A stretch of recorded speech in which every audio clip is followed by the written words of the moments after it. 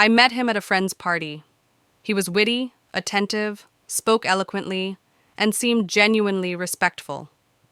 For the first time in a long time, I thought, maybe this could be something real. We had been dating for 3 months, and everything felt almost perfect. Until one night over dinner, he said, "I'd never marry a feminist. They're just too much drama." I froze. At first, I thought he was joking. I asked, "What do you even mean by feminist?" He shrugged. "You know, the kind of women who are always complaining about rights, but still expect men to pay for everything." I didn't say anything. I didn't want to ruin the evening. But after that moment, I started seeing things I had ignored before. He would interrupt me whenever I spoke about my work. He said women in leadership were just diversity hires. He mocked my friends. When I told him about a woman I admired who started her own business, he said, "Well, of course. Women get all the opportunities now. Try being a man these days." Again, I stayed silent. But inside, something was building. I didn't want to argue. I wanted to be understood.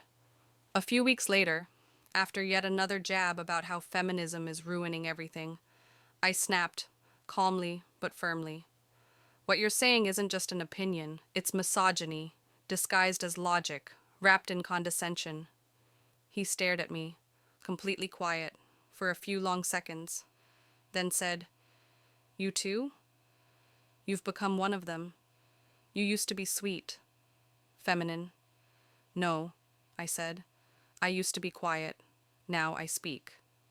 He stood up, grabbed his jacket, and said, "I thought you were different, but you're just like the rest, combative, exhausting." And then he left. No goodbye, no explanation. I sat alone in that kitchen. It was a strange mix of hurt and relief. I remembered how I used to shrink a little every time he dismissed my voice. How I kept smoothing the edges, trying to be understanding. But here's the truth. I wasn't myself with him. I was the version he wanted me to be. Quiet, agreeable, non-threatening.